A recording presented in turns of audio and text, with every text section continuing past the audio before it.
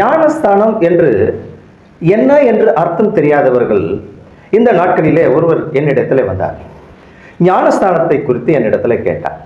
நான் 3 முறை ஞானஸ்தானம் எடுத்திருக்கிறேன் என்று சொன்னார்கள். 2 முறை பிதா குமாரன் பரிசுத்த ஆவியிலும் 1 முறை இயேசு கிறிஸ்துவின் நாமத்திலும் ஞானஸ்தானம் நான் பண்ணப்பட்டிருக்கிறேன். இது எப்படி என்று அவர் கேட்டார். பிரியமான தேவஜனமே, கிறிஸ்தவர்களுக்கு தான் புரியாது. அதாவது இப்பொழுது நீங்கள் புரிந்து கொள்வீர் என்று இந்த காரியத்தை நான் வெளிப்படுத்துகிறேன்.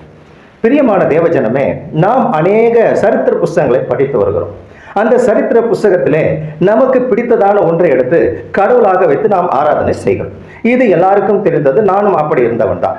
ஆனால் நன்றாக கவனிங்கள், உங்களை ஒருவர் ஜெனிப்பித்திருக்கிறார் என்பதை நீங்கள் புரிந்து கொள்ள வேண்டும்.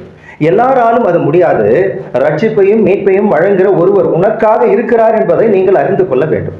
அப்படி இருக்கும் பொழுது அவர் உங்களை அழைத்தால், அவரை நீங்கள் கண்டுபிடித்தால், அதுதான் ஐயா ஞானம் என்ற அர்த்தம். இந்த ஞானத்தை புரிந்து கொண்டு நீங்கள் உள்ளே வரும் பொழுது, பழைய நிலைமையிலே இருக்கிற நான் புதிய நிலைமைக்கு மாறுகிறேன் என்று சொல்லப்படும் பொழுது, அங்கே போய் தன்னை புதுப்பித்துக் கொள்ளுகிறீர்களே, அதுதான் ஸ்தானம் என்று அர்த்தம். இந்த ஞானஸ்தானம் தெரியாமல் நீங்கள் ஏதேதோ பண்ணி கொண்டு வருவதனாலே, 100 ரூபாய்க்கு ஞானஸ்தானம், அம்மா அப்பா எடுத்ததுனாலே நான் எடுக்கிறேன், என் மகன் சர்ச்சைக்கு போகிறதுனாலே நாங்களும் ஞானஸ்தானம் எடுக்கிறோம், இப்படியெல்லாம் சொல்லுகிறது அனைத்தும் ஒருவேளை உபதேசி உன்னை தொந்தரவு கொடுத்து ஞானஸ்தானம் கொடுத்தல், இப்படிப்பட்ட ஒன்றெல்லாம் செல்லுபடி ஆகாது என்பதை முதலாவது புரிந்து கொள்ள வேண்டும். அது மட்டுமல்ல, நான் ஒரு கோவில் ஐயரை நான் சந்தித்திருக்கிறேன். அவர் பூஜை செய்கிற ஒரு மனிதன். அவரிடத்துல நான் கேட்டேன், ஸ்தானம் எதற்காக நீங்கள் பண்ணுகிறீர்கள் என்று. அவர் சொன்னார், நாங்கள் பூஜை பண்ணுகிறவர்கள் தான், ஆனால் அது நன்மையான காரியம். அதாவது நாங்கள் கர்ம காரியத்தை செய்யும் பொழுது நாங்கள் அப்படியே வீட்டுக்கு திரும்ப மாட்டோம், கோவிலுக்கு திரும்ப மாட்டோம். எங்களுக்கு என்று குளக்கரை இருக்கிறது. அந்த குளக்கரையில போய் நாங்கள் 3 முறை ஸ்தானம் பண்ணுவோம்.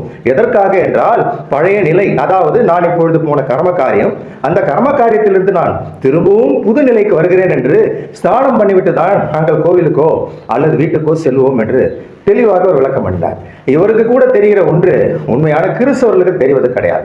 அதனாலே பிரியமான தேவஜனமே, ஞானஸ்தானம் என்பதே நீங்கள் மனம் திரும்பாமல் ஞானஸ்தானம், நீங்கள் அழைக்கப்படாமல் ஞானஸ்தானம், நீங்கள் ஏதோ ஒன்றை கொடுத்து ஞானஸ்தானம் 3 முறை எடுத்தேன் 4 முறை எடுத்தேன் ஞானஸ்தானம், அது அனைத்தும் செல்லுபடி ஆகாது.